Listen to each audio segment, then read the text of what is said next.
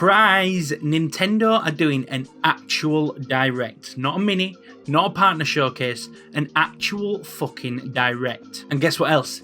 It's today, 10 PM tonight. So I'm sorry if the angle's a bit strange. I don't actually know what it looks like because I literally just put my camera on the tripod and started.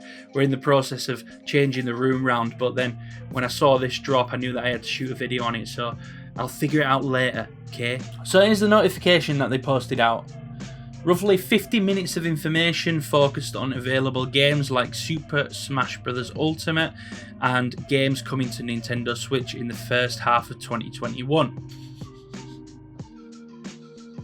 I smell some bullshit.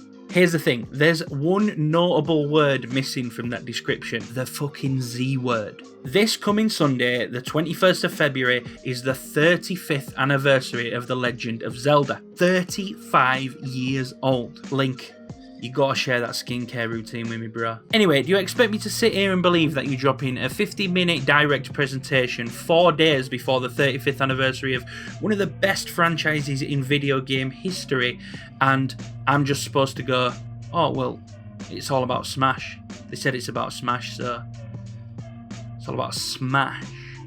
Don't be fucking naive. You know I love to speculate here at Video Game Therapy, so let's do some.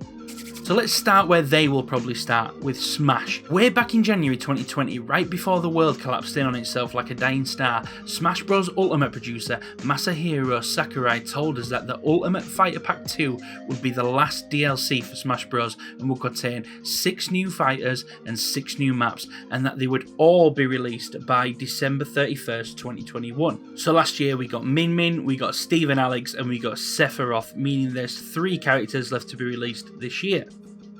Seems like the perfect time to be dropping the next one. Not only that, but it seems incredibly fitting and convenient that said character will be from the Legend of Zelda franchise. But who? We already have Princess Zelda, Link, Young Link, Toon Link, Sheik and Ganondorf, all of which are top picks for a quick smash.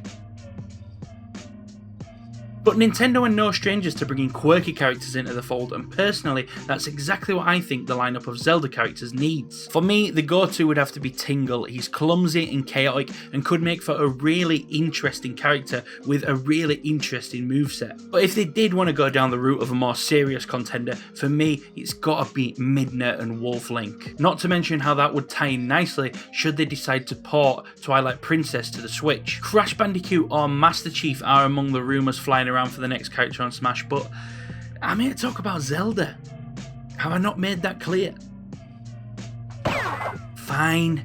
Other non-Zelda related stuff that I think we're likely to see tonight / hoping to see tonight. Starting with Pokemon Snap. This game is set for release on April 30th, so just a couple of months from now, and I reckon we're likely to see a gameplay demo at least, if not a walkthrough from a developer of some technical features that they've added to the game. And I really do hope so, because as I mentioned in my Pokemon Milk video when the game was first announced, my biggest worry about the game is that concept of just riding around and taking photographs of Pokemon. Will that stand up in today's market? I mean, people seem excited about it, but I'm still skeptical, so I'm hoping we get to see some new gameplay features that change my mind. Please, we need to hear something. Anything. Metroid Prime 4 was announced in June 2017 when we were shown this. Now we're in February 2021, and since then we've seen this. Not to mention that in January 2019 it had been announced that the game had restarted development under a new studio. Now, the excited fan in me wants to just sit here and believe that the game is going to be awesome and it's going to turn out great, and there's a logical explanation for all that's gone wrong. But my logical brain is thinking, 4 years of development and still nothing shown, they've changed studios and the game's been scrapped and started again. It's too many red flags. So that being said, if they don't show us any Metroid tonight, I'm just going to lay my expectations to rest and assume this game is not going to be the masterpiece that we're all hoping for. That way, if the game does turn out awesome, it'll be a nice surprise. And because I haven't got time to go through everything and I want to get back to talking about Zelda, here's a quick fire round of things that I think we might see. So I'll let you check that out whilst I stroke my cat.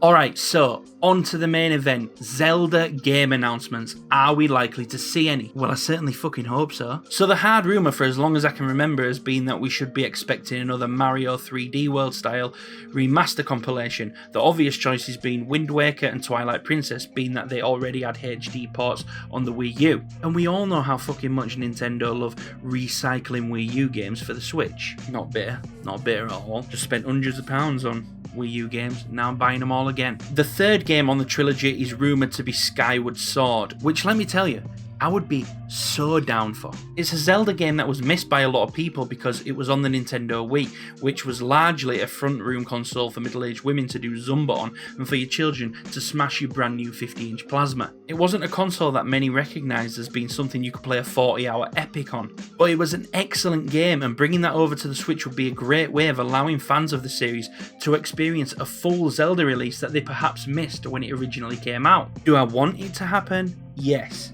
Do I think it will happen? I doubt it, and here's why. The combat mechanics on the game was another one where Nintendo perhaps unnecessarily shoehorned in their revolutionary motion controls. And whilst personally I enjoyed them and I'd like to see them on the Nintendo Switch version, the problem is those people that own Nintendo Switch Lites won't be able to play that way. The alternative would be to redesign the combat system, which would be a big job. It's not impossible, but when I consider how little they touch the remasters of Mario 64, Sunshine and Galaxy, Nintendo don't seem like they're in the business for spending a lot of time redesigning their remasters. They just want that quick buck. The latest rumour though is that we could be seeing a remake of Phantom Hourglass, another Zelda release that was missed by many because it was released on the Nintendo DS. And whilst the DS and the 3DS sold incredibly well, the target demographic was mostly young children. The reason that this rumour has surfaced though is that Phantom Hourglass and Wind Waker trademarks were registered in Australia just a few weeks ago. Now take this with a pinch of salt because companies do this all the time just to renew their copyrighted materials, and that could be what's happening here, but the timing does seem a little sus. This has people believing we could be seeing remakes of Phantom Hourglass, Spirit Tracks and Wind Waker.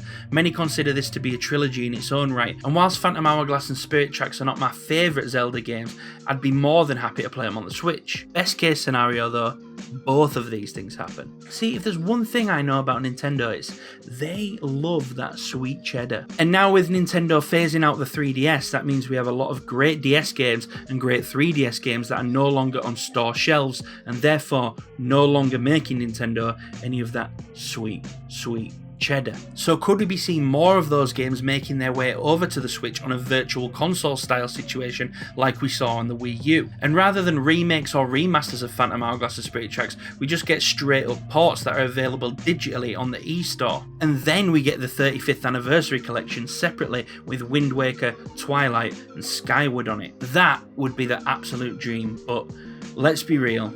When has Nintendo ever been that good to us all at once? Finally then, how can we not talk about The Legend of Zelda Breath of the Wild 2? Now, there's a rumour floating around at the moment that we could see this game as early as spring, after an Austrian retailer listed the game as coming in Q2 of 2021. Now, if that did turn out to be true, that would be fucking wild, and tonight would almost definitely be the place to announce the game's release date. But here's the thing, this game is massively anticipated.